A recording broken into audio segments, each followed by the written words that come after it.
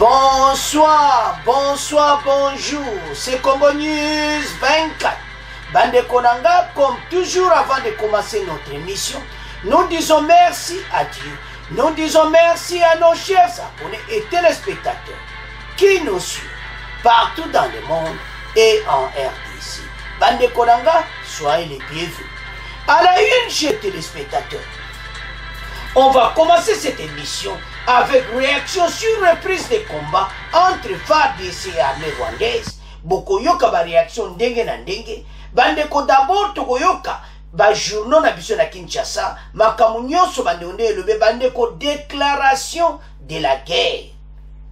Alors, donc, bokoyoka réaction ya Lutundula. Ya lobete ba stratégie na bango. Baza ba grenouille. Ezaya kuyinda esi eyindi. Après on toyoka muzito alobi non bitumbaka do déclaration de la guerre. Alors bande konanga tous à la connecter parce que ba voisin ba l'accepter que baza bato a deux faces. Tous à la connecter peut to développer mon émission na biso.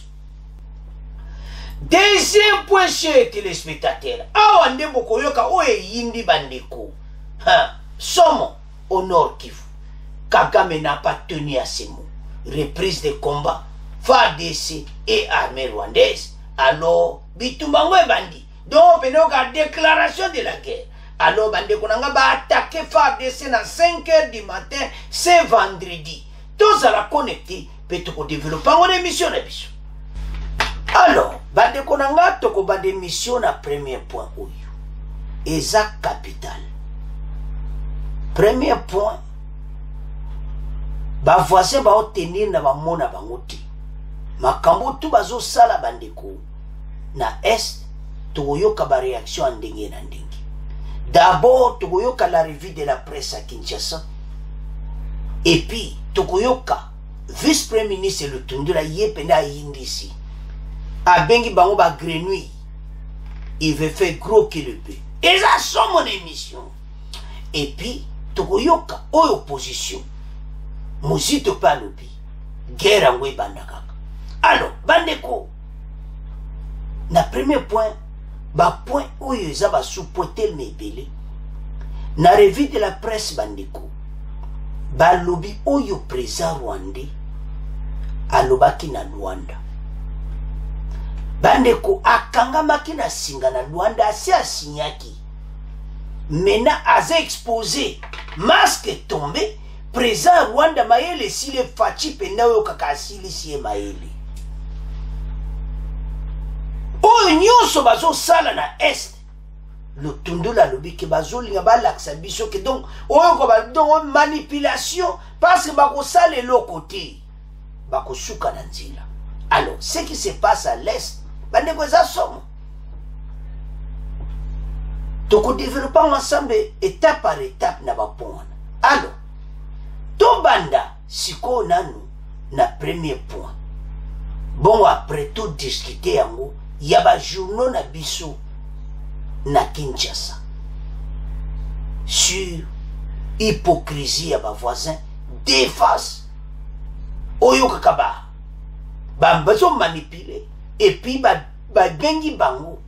Bandeko, bazalo kwa ba commissionnaire. Ba maître na bango bazo tinde a commis devant un fait accompli. Yaba minéré na biso. Alors, Tobanda avec les journaux à Kinshasa, bon, to continue mission na biso. Andeko, ezali kamoko kusakanati. Alors, toko divisa on ba parti bi. Toko bana na revue de la presse. Après, toko yana o Lutundula lobby. Après, toko yoka pe muzito. Bandeko situation oyo eza kusakana muti. Parce que voisin à moi ni pena qui baza en bata double. Les journaux Paris vendredi 8 juillet à Kinshasa commentent abondamment la reprise des combats entre FARDC M23 Nord Kivu au lendemain de la tripartite RDC Rwanda Angola.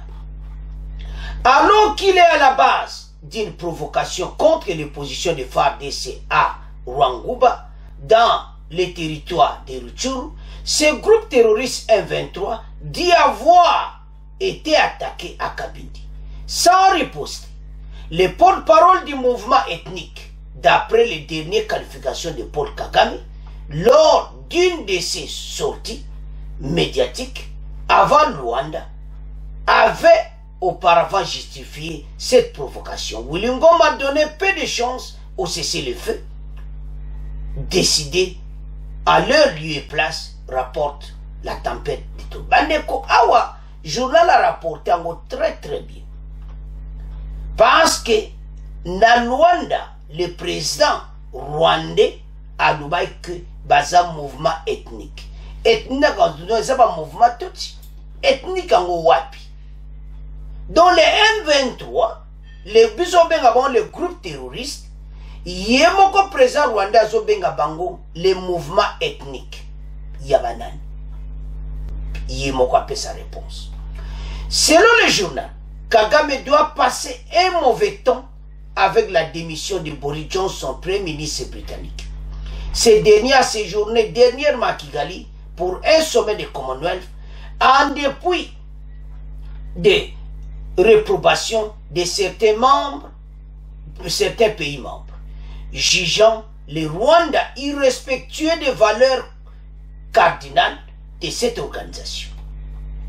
Pour la République, la solution, c'est-à-dire n'a même avant mettre le canard République, Premier ministre britannique a démissionné. Bakopo basala kina président rwandais ya komema ba réfugié na Rwanda ezo foiré, alors 120 millions lingazwa a kozwa lisute. Donc le président rwandais azana un mauvais temps. Ndenge boyoki la tempête des tropiques va reporter. Alors, pour la République, la solution à cette guerre dépasse largement les compétences du président rwandais. Donc, la solution à la guerre, président Rwanda compétence ne don zapi. Donc,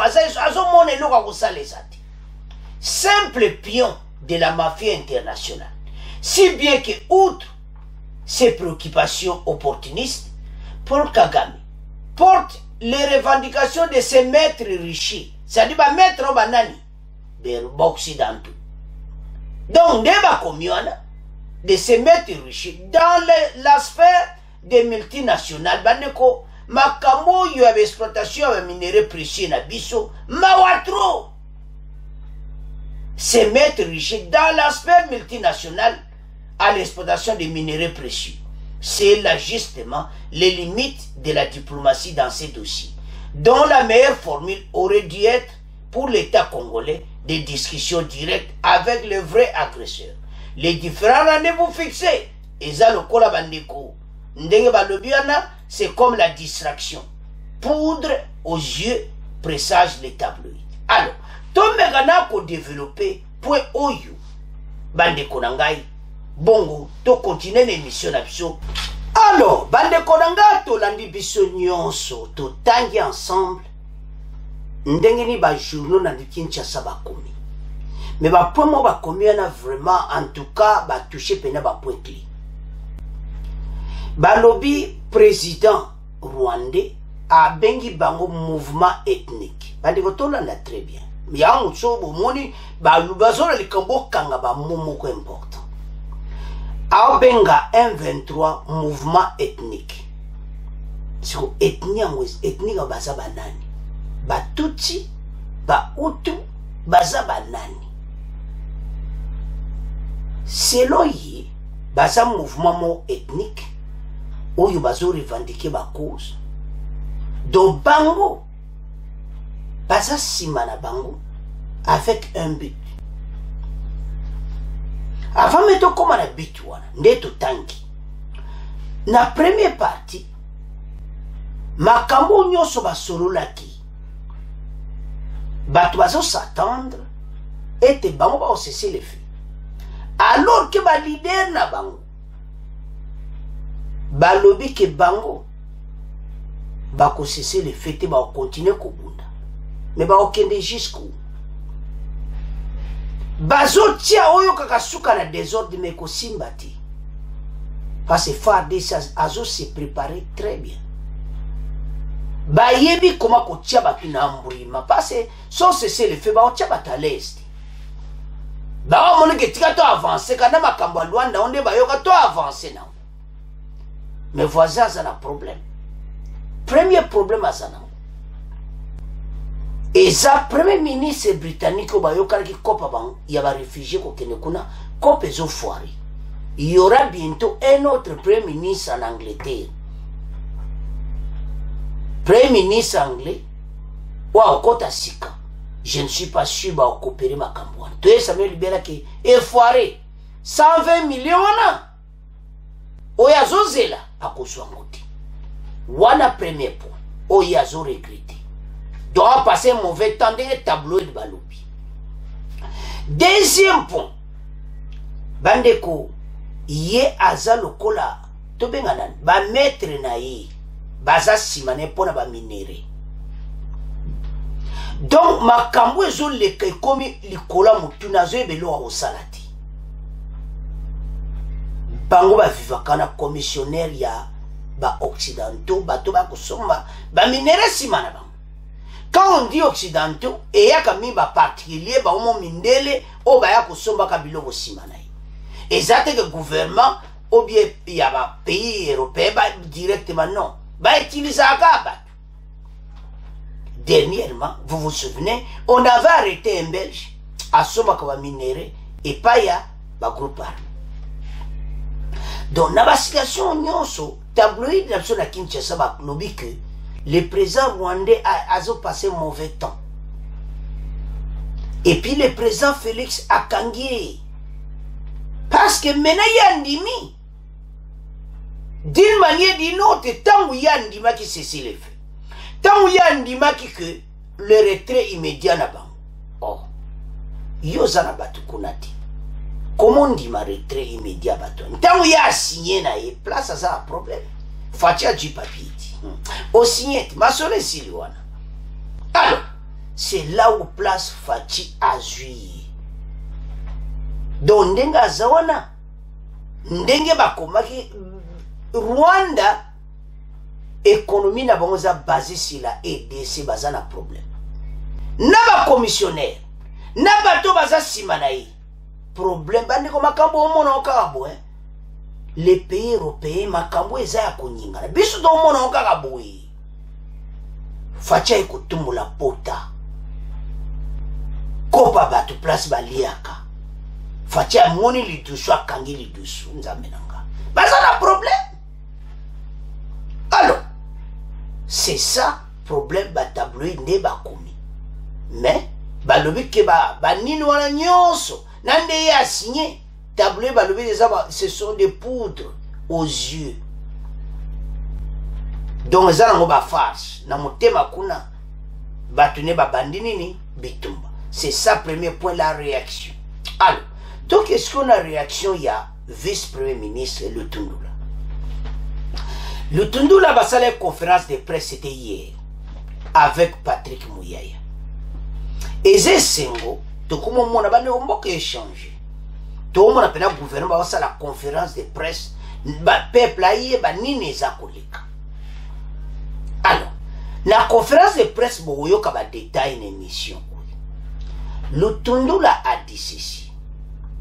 Que bazo sala biso tobe na oni distraction bandeko M23 akosala akokokati kokoma na Goma. Ils n'arriveront pas à Goma. Toko détruire bango na nzila.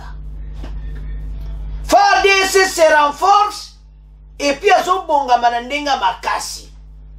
Oyo ake bazana problème sérieux bazo luke pa wa bakokende. Tamba kozwa biloko na monde bakomona penake makambo ye grave. Yanto esa ba congolais tozala kan. Match eza na kana biso. Alors, sans plus tarder, toyo kanande le Tundula lobby na conférence de presse et pas ya M23 bon to continuer mission na biso.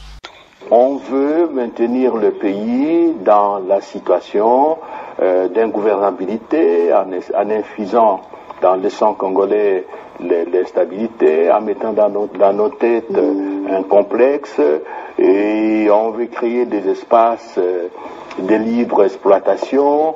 On veut se donner, si vous voulez, l'ampleur du bœuf.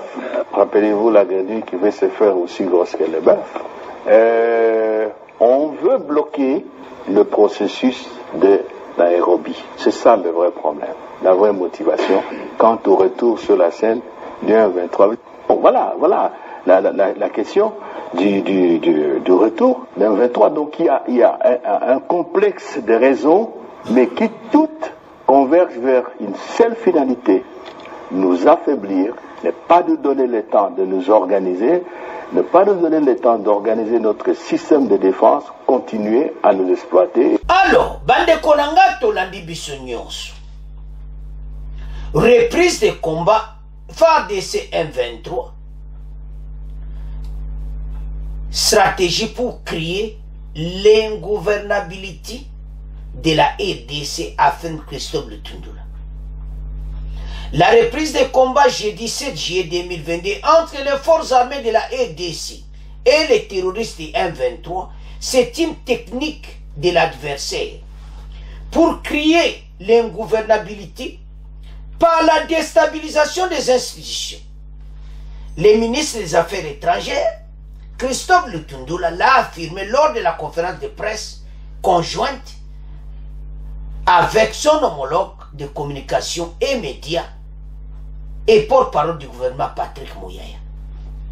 En effet, les combats ont repris entre l'armée et les M23 au lendemain de la signature de cessez-le-feu entre la RDC et le Rwanda à Luanda en Angola. On veut maintenir le pays dans la situation d'ingouvernabilité en infusant dans les sangs congolais l'instabilité, en mettant dans nos têtes un complexe, et on veut créer des espaces de libre exploitation. On veut se donner l'ampleur du bœuf. Rappelez-vous de la grenouille qui veut se faire aussi grosse que le bœuf, a déclaré le ministre Lutundula.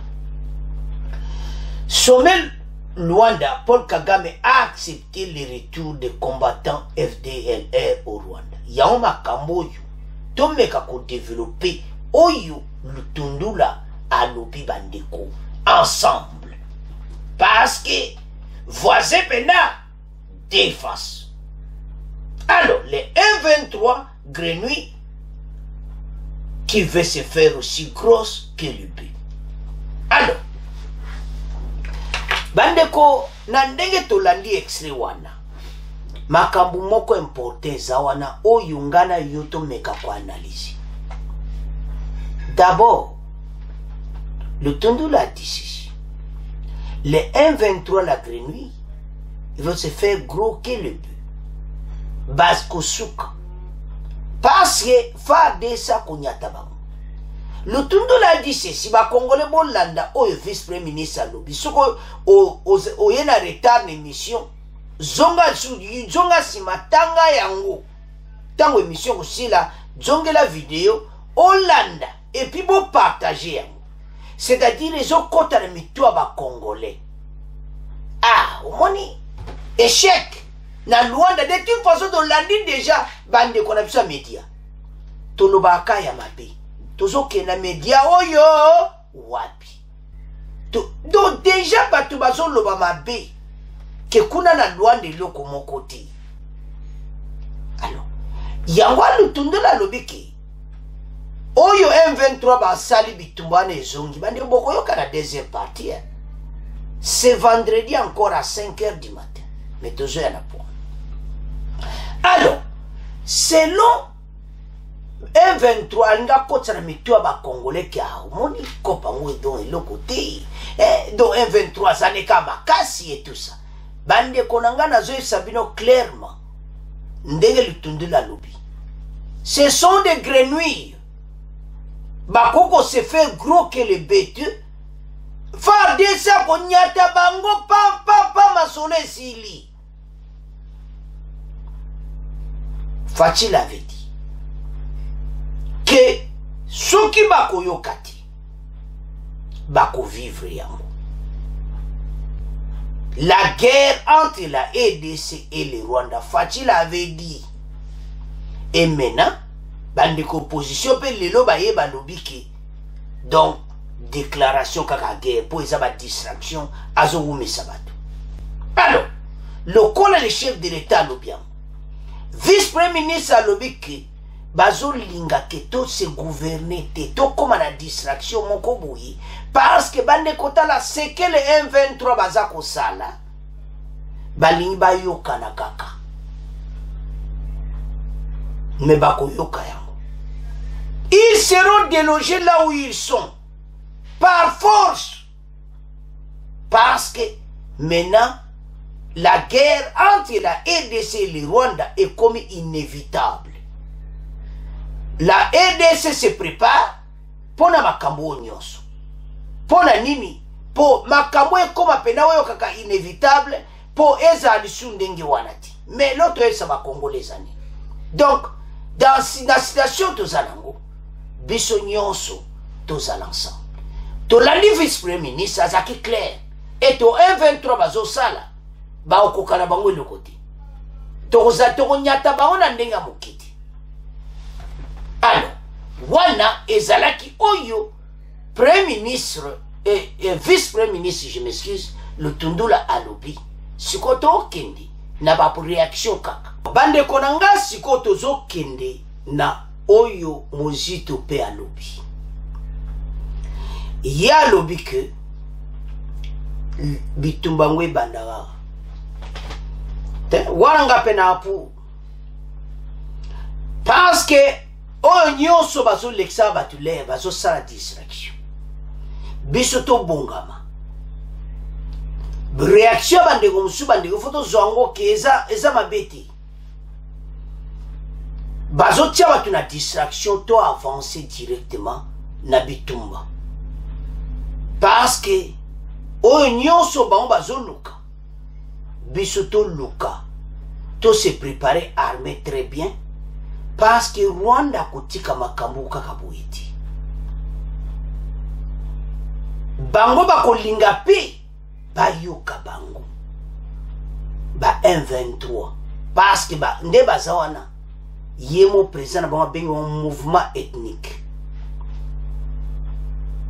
bazawana ba Hutu ou bien Batutsi wana président rwandais anangura alors ba mouvement ethnique oyo biso to benga ba terroriste ya pesi bango kombo wana alors totanga na ba propos ya opposition bongo to avancer na émission na biso.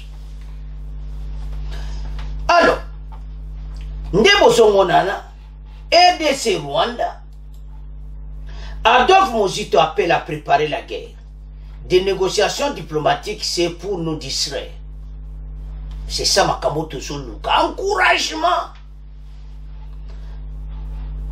Alors que ce mini-sommet de Luanda a décidé d'un processus de d'escalade, Adolphe Mozito, un des leaders de la coalition Lamuka et coordinateur du parti Nouvel Élan, qualifie de distraction les négociations diplomatiques entamées entre les deux capitales.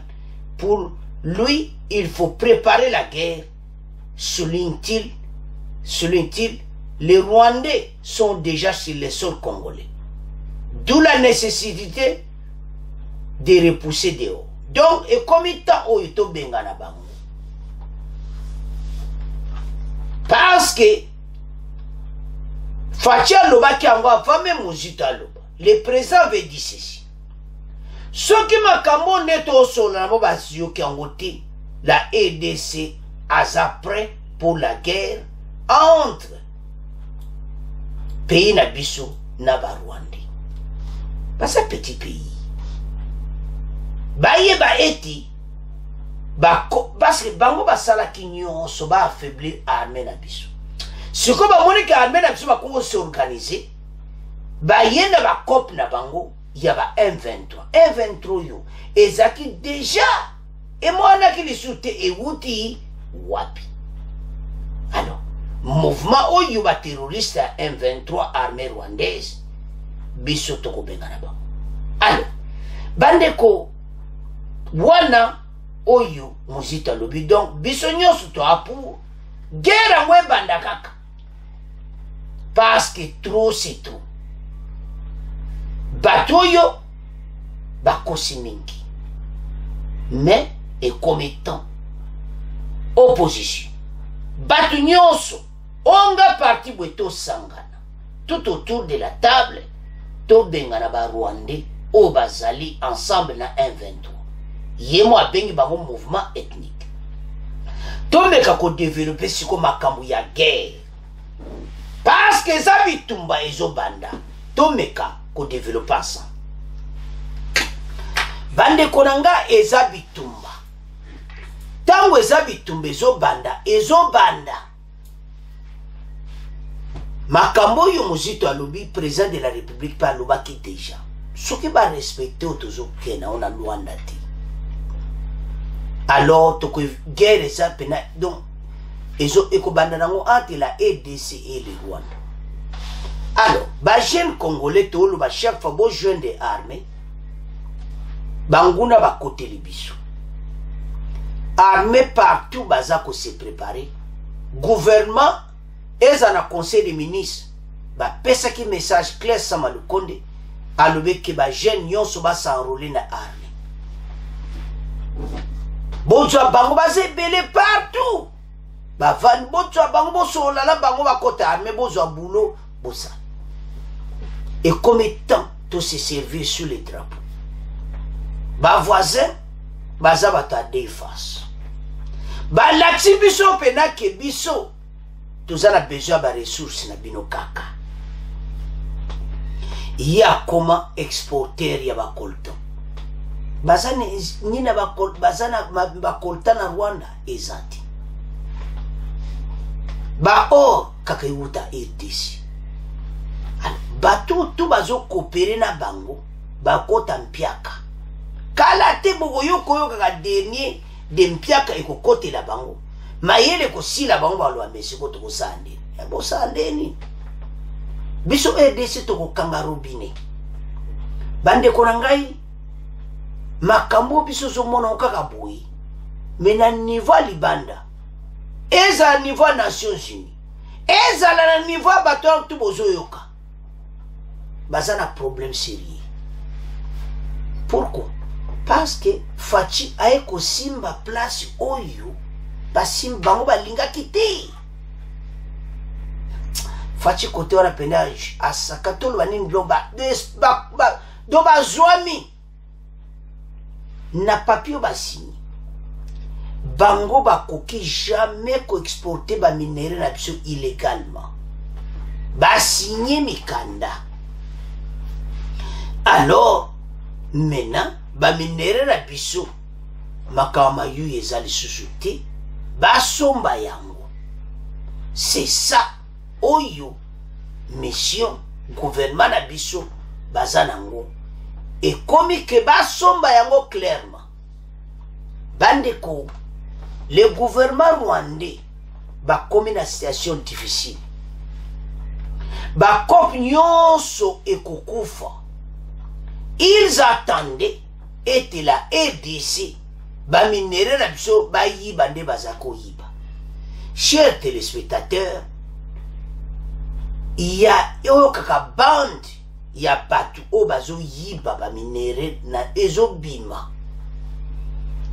abunagana. Les M23 ba vandi wana bazo sala nini ba minéraux ezobimeke Uganda eke. Alors, EDC baza déterminé. Ba konzamboka ba telemi était commettant mongona akiti. Guerre ezali suscité comme na ngondo ozomona ke inévitable. Parce que les voisins baza wana baza na besoin kaka bazwa ba minéraux na biso. C'est ça le problème que nous avons. Yango esa ba congolais totalement pona mboka na biso. FARDC bende le koyati. Place nyonso zali. Yebsa jeune congolais et comme étant to servir mboka sur le drapeau. Ba yibi ba minere na biso pe mingi. Ba commissionnaire ba koti mpiaka ba kokota penda dernier de mpiaka. Oyo baza sima ya M23.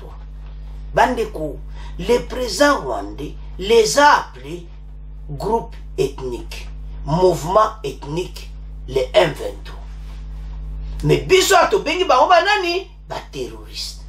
Alors bakop na bango nyonso baye nango ekosukela bango mabe parce que tokotika bango te. Bandeko babanda kala les problèmes pression bazwi sikoyo président Félix akangi bango penza piège basigné non esili maele esili bango. Alors maintenant bakoyiba de société bayebiso basomba clairement nde fatia lobaki ganya. Alors bandeko botala epai wapi problème to comme nango na RDC.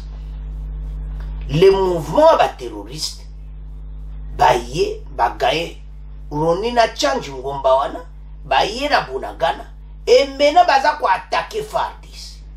Alors maintenant masolo na batuyo eza kosila. Ce sont des terroristes tosila nana bango. Alors vice-premier ministre lui baza ba grenouille et loko mote bakosala na mboka na biso. Biso nde toko gagner bango. Masolo na bango ba kope na moto ba yaki na ngo ezokota mai. Mais biso FARDC bendele ko ekoyate to telema pona mboka oyo banguna bakoteli biso na Bunagana bakoresi mboka oyo te biso toko combattre kino na suka. Bandeko soko to résumé point oyo soko tali bien. Ils étaient en Angola basigné en arrivant na mboka na bango. Allo téléphone allez toyo kako batamakenga babandi sumobulu babandi ko menacer FARDC. Ce sont à 5h du matin qui ont menacé. Mais tout ça y a point. Mais l'autre tolobani que makamba guerre oyo ezo mona ki ezo changer phase ezo comme pena guerre entre la RDC et le Rwanda na agression na bango o nyonso bazosala. Message ne c'est pas M23 boza to considérer no ba congolais ti boza ba groupe terroriste boza ba Rwandais batondi na kati na bo bazo diriger bango. Bandeko soko tala bien na photo to tiwana tala bango bien. Est-ce qu'ils sont vraiment des Congolais? Point d'interrogation.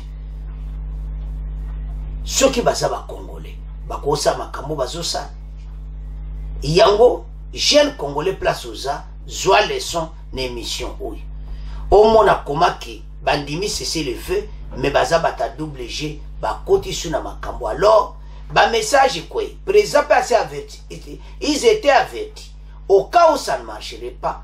Alors la RDC prêt pour la guerre et zaya koyinda et si yindi la première point oyo oba lo bakamote peli to komo kende sikoyo na deuxième point. Alors bande konanga to komi na deuxième point na biso.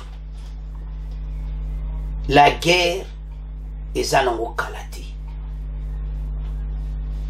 parce que lelo na 5h du matin boyebi que si depuis hier bitumbe bandaki après d'après-midi bazwaki pause. Alors à 5h du matin baye ko attaquer FARDC. FARDC azaki prêt.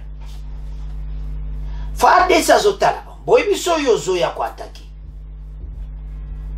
biso toza na position mombo to ko panza bino danse ezoko zo yanga na bata mikata ngo lekozia.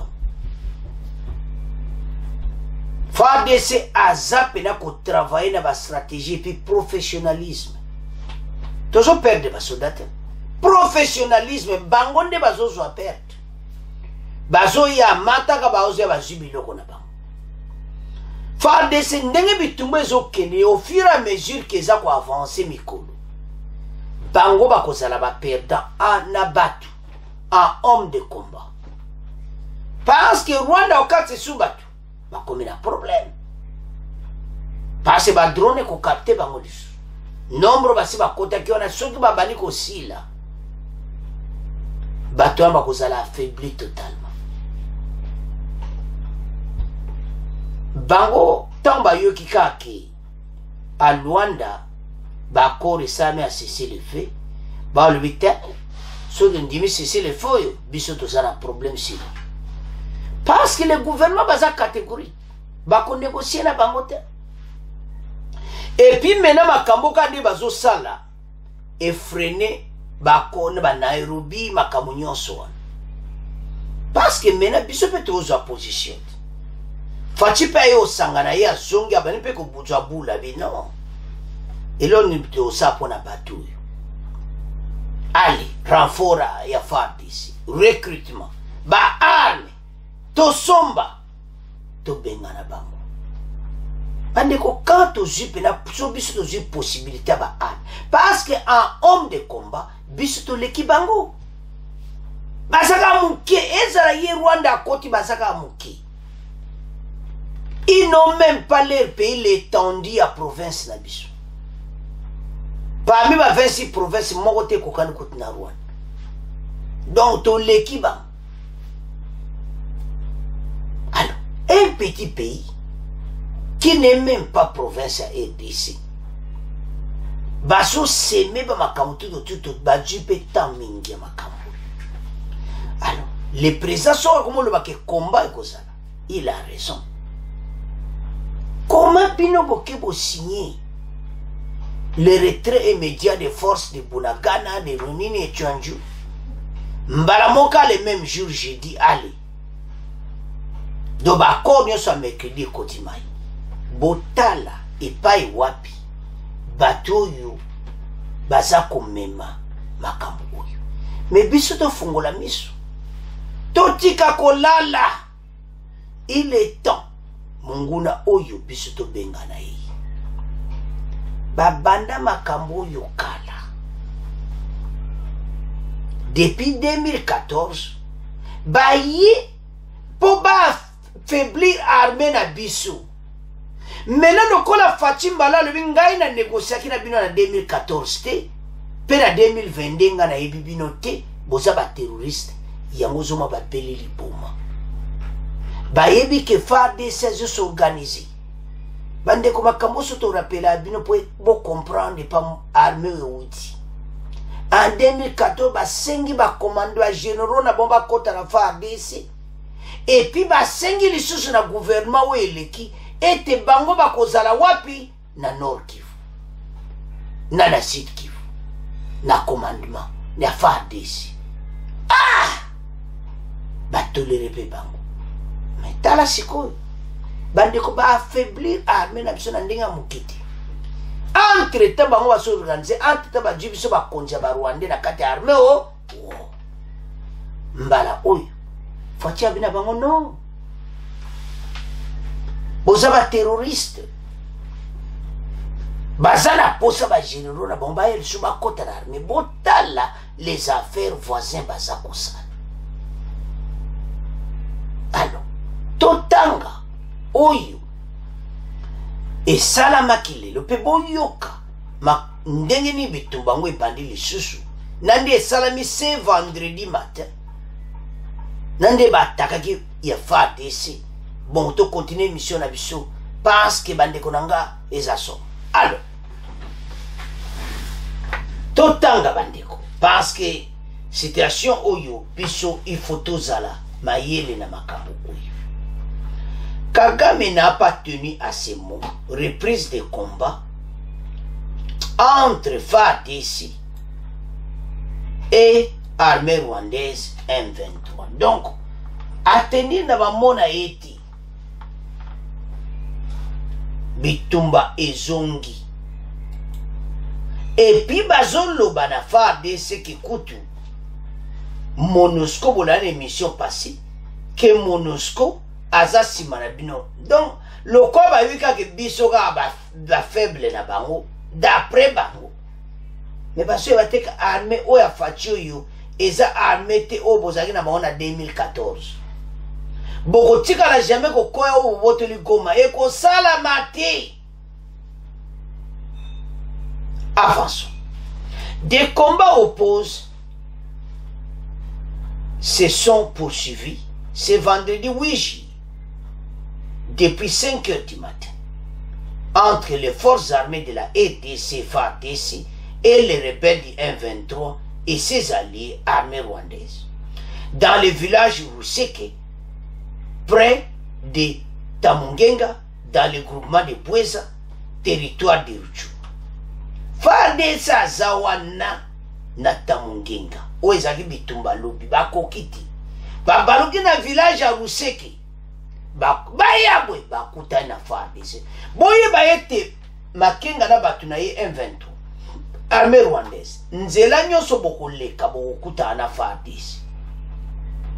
Vous êtes bloqué là, vous êtes à Bunagana. Beaucoup progressé. Ba village à Mike à Bunagana, on a ba occupé Peyango. Les M23 dans sa tentative de prendre le contrôle de Ruseke a été repoussé par l'armée qui contrôle encore le village. Attestent certaines sources coutumières au Bazana Katarejo. La population de Ruseke et Tamungenga s'est réfugiée à Bououri. Des témoignages concordants ont également été d'un afflux de déplacés qui se sont installés dans les écoles, les églises et dans les familles d'accueil. Botala. Bitumboni est le vendredi à 5 h du matin. Batunyon so bazana Ruseke. Bweza. Tamungenga. Batona nyonso bake se réfugier dans des églises, dans des écoles, dans des familles d'accueil. Donc au moins comment va traumatiser le peuple congolais. Mais bande kwa Nord Kivu, Fatia Zobusabino na enfer. Oyo boumera qui pendant longtemps. Gouvernement responsable, Batsasima, Bako Tchabino à l'aise, Tozali Awa. Oyo tout bazako sala. Tant que notre peuple a souffert, avançons. Pendant ce temps, une accalmie s'observe à Kanyambiso. Après des combats du jeudi 7 juillet 2022, plusieurs sources attestent que le village Kanyambusoro ainsi que certaines localités aux environs de Kayaba et Rumangabu dans le groupement de Kisigari sont également occupés par les rebelles. Bah source suba le que ba village yon sa mike wana avant même comme à place yo ya pas se faire de Sazara Rumangabu alors ba village mike bango baza déjà ba occupé ba village wana. Alors Ezamawa pense que biso to ko bengana bango. La population de la région a pris fuite pour mettre à l'abri à Rumangabo centre. Baonyo Sobakimi na Rumangabo et pas faire des Sazali. La situation sécuritaire demeure toutefois fragile dans toute la zone de Djomba, Bweza et Kisigal. Indique un responsable Bandeko coutumier, les FARDC maintiennent encore leur position sur l'axe Goma Rutshuru.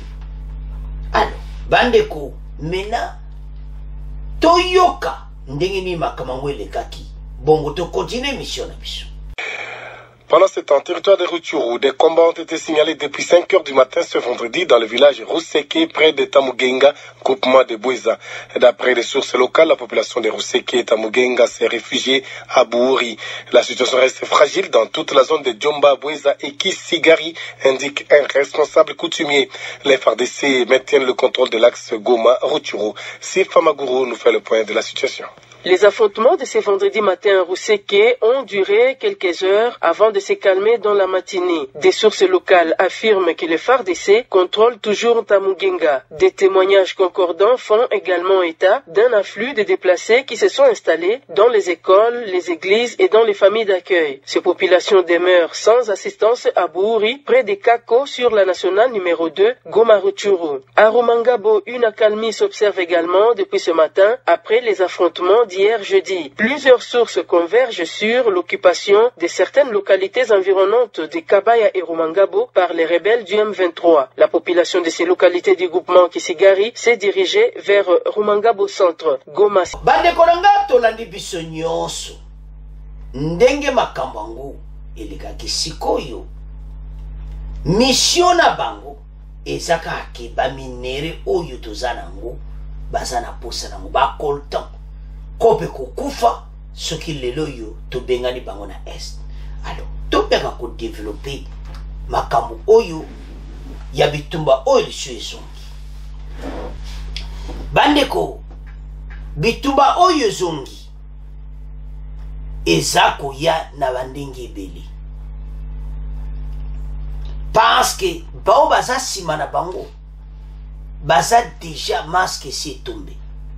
Donc toyebi bango siko comme il a accepté à Luanda que le mouvement ethnique M23 va se retirer, c'est-à-dire yaya à côté na kati ya fili.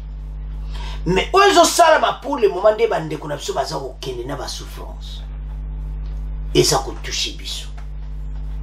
Mais tozo bisa ba jeune congolais bo région de Armende to tangi wana to yoki na exile wana ba mama na biso bazo souffrir bazo kegola na ba condition moko ko kima bitumba alors que bazana bandako na bango. Mais parce que les rebelles les ont attaqués yango telema bendele koyate bozala sous fardisi. Alors bandeko la guerre est au banda parce que tozo mandeni bakotikati place yo liaka place yo kakapena donc place makamunyo se mafatia kangi robinet mais pas ça na problème bon bakotika ngo facilement. C'est ça le problème que nous avons. Le Rwanda avait tout commencé depuis longtemps cette agression et maintenant il a le problème le président rwandais ndetolanda kiwana yaza lokola commissionnaire ba acheter nyonso occidentaux baza kosomba ba coltan na ba niponda ba matière à téléphone na ba or na biso biloko nyonso. Depuis quand bango Rwanda saka na coltan mais lolo yaza ko exporter coltan donc soma muyibi pena moi makasi baso yiba ba ressources na biso. Maintenant, le gouvernement comprend qu'il y a un danger sérieux. Bango bazo yiba ba minere na biso. Bakoti kango boyete, il faut pénal la guerre. Alors, le gouvernement va faire un message à préparer la guerre entre la RDC et les Rwandais. Oui, il y aura beaucoup de pertes. Mais, tant est comique, tout comme face à face na bango. Parce que bango ne ba luki guerre oyo. Bango nde baluki bitumba oyo na ADC. Bon biso sikoto tika bango non. Babanda yango kala. Ils ont commencé ça depuis longtemps, mais biso toko tika bango. Alors, soko landi ba démarche na bango. Soko landi ba nzela montu bazo sala pour un seul but. Parce que batu batingami pende oyo kakaki na mboka na biso tozo benga na bango me balinko kenete. C'est le fait banière parce que bango basala besoin kaka ba mineri ya to lwa ke bakotika ngo facilité leur gouvernement s'est posé na biso alors bo koma mpiaka na bato basoba kabile osima no bakoma na problème mayele ko sila ba bandeko ndeko mo makambo eleki na Luanda eza be infraction voisins au quota a comme na problème sérieux ba occidentaux nyonso wa côté le cas les mêmes bango ba un jour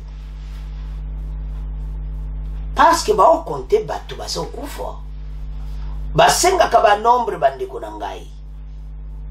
Alors tant que peuple na zo subir kaka makamba boui mais bango basa na problème sérieux. Il faut bisoto benga na bango. Ya otoze sa ba congolais bolani muzito wana. Bino nyonso ba parti politique. Et site ya la muka Martin Fayulu. Bino bato ya PPD bozala botelema ensemble avec Fatito délivrer mboka na maboka banguna. Parce que tant bino bovandi calme. Bozo sala ceux qui va venir bandoki à Congo, bozo silika. Mais pourquoi zo le bandoki à Congo? Parce que bon vandi calme. Ce qu'on fait de ça, zo continuer que azo considérer bino que boza ba congolais mais boza kunade. Alors, sikoyo makambo wana bakoko ndima yango te yango tozosenga biso nyonso tozala ensemble pour tocombattre bango place baparti politique baza baluka baede peuple bapesa message ya bien me ngai eloko elekelangaka bandeko ebele oyo bapesa message contre gouvernement nayebaka te ese bino moko boza bacongolais oui peut-être baza bacongolais mais pourquoi makambo bozoloba contre mboka il fallait biso topesa moral moko ya bien na FARDC tokoloba ba vérité voilà baatakaki nde tolobi na émission wana totie mpe ekse bayoki baza mpenda na bitumba na FARDC biso otiango motema ke malgré bitumba wana biso toyebi eloko nini tokosala parce tifo topengana bango bakoti na mboka na biso me bazoyeba te ke biso toza kosouffrir bango bazopie baresource na bitumba oyo ya baminere alors bitumba oyo ya baminere ekokoma histoire ke biso totelema mpo na mboka na biso ete tobotola mboka oyo bango nyonso oyo nyonso bapreparaki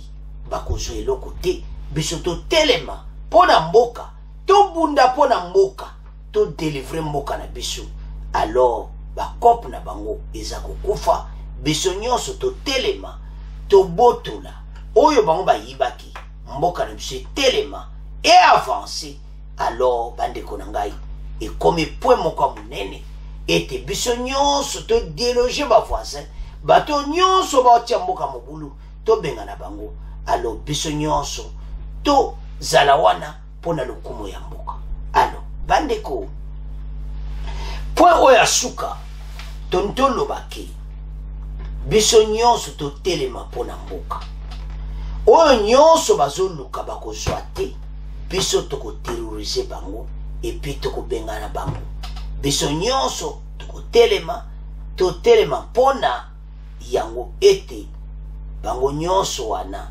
bakozala libanda alors ezosenga ete biso nyonso tozala ensemble todomine monguna oyo atelemeli biso mpe togaye masolo nyonso alors bandeko na ngai c'est à ce point tokoma clôturer mission na biso bandeko na ngai biso nyonso totelema mpo na mboka toavance ensemble totelema biso nyonso bendele koya te nsima FARDC tolonga monguna oyo atelemeli biso alors bandeko na nga merci na ndenge bopesi bakommentaire ya kitoko merci na ndenge bozo soutenir FARDC bendele koya te au revoir à la prochaine.